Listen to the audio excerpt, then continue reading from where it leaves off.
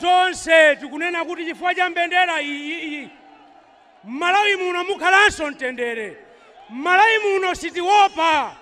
Ndipo ngati titafa chifukwa cha mbendera imeneyi.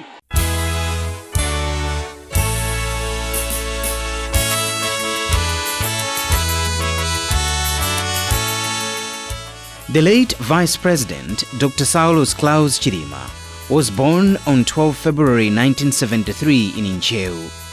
He was the first child of Henderson Brown Chilima of Chinganga village, Tienjewa Lilongwe, and Elizabeth Francis Chilima of Mbilintengerenje village, Champiti, Ncheu.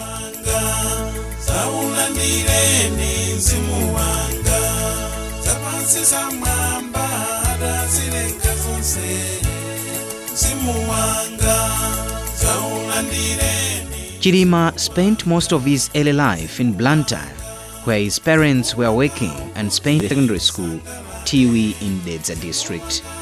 He went on to the University of Malawi, Chancellor College, where he graduated with a degree in social sciences in 1994. After working for a few years, he returned to his alma mater to pursue a master's degree in knowledge management at Bolton in the United Kingdom. A marketer by profession, Chilima started his work career at the then Lever Brothers before moving on to the leasing and finance company of Malawi, Castel Malawi, and later Southern Borders Limited. His last professional assignment was at Airtel Malawi, where he was hired to lead its sales team before being named the first ever local managing director for the company in 2010.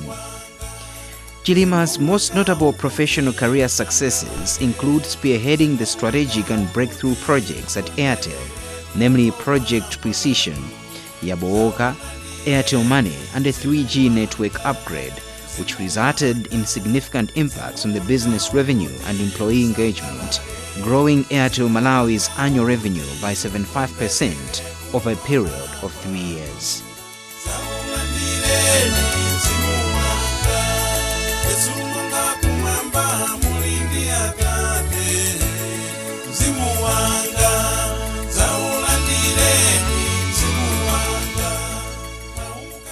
In February 2014, Chilima was the running mate of Democratic Progressive Party DBP presidential candidate Peter Mutharika for the May 2014 presidential election. Chilima later left the DBP and launched his own party, the United Transformation Movement (UTM), on 21 July 2018 to contest the May 2019 elections. On 1 February 2019, the UTM held meetings with other political parties and an alliance of smaller political parties aimed at forming a united opposition. These included the Alliance for Democracy Afford, former President Joyce Banda's People's Party, and the Tikonze People's Movement led by former Vice President Kassim Chilumpa.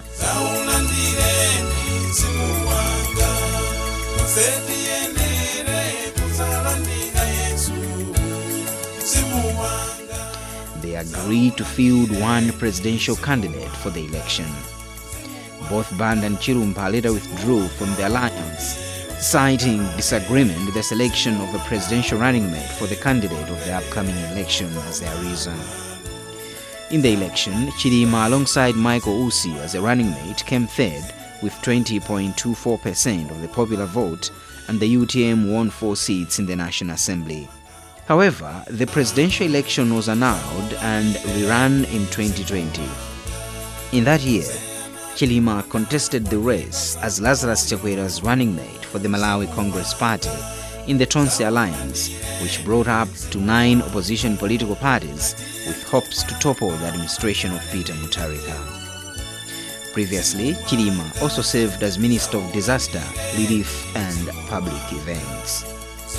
Chilima was a member of the Leadership Council of Compact 2025, a partnership that develops and disseminates evidence-based advice to politicians and other decision-makers aimed at ending hunger and undernutrition by 2025, and wrote on the topic of malnutrition. He spoke on sustainable and inclusive development and international conferences on the ending hunger. Chilima voiced his advocacy on environmentalism and of physical fitness and sports participation, a stern critic of corruption in politics, and an active supporter of archdiocesan seminaries. As a student, he led the students' wing of Alliance for Democracy Afford, founded by Chakufa Chihana for championing multi-party democracy. Chilima was married to Mary Chilima. They had 2 children, Sean and Elizabeth. On 10 June 2024, a Dornier 228 aircraft of the Malawi Defense Force carrying Chilima and 8 others went missing in the Chikangawa Forest Reserve in the northern region while they were on their way to attend the funeral of former government minister Ralph Kasambara. President Lazarus Chakwera ordered a search and rescue operation after aviation officials were unable to contact the aircraft. On 11 June 2024, in a national address, Chakwera stated that Chilima and all other passengers on the plane, including former First Lady of Malawi, Patricia Shanil Zimbili, were confirmed dead in the crash. Simuwanga, Saulandireni, Simuwanga.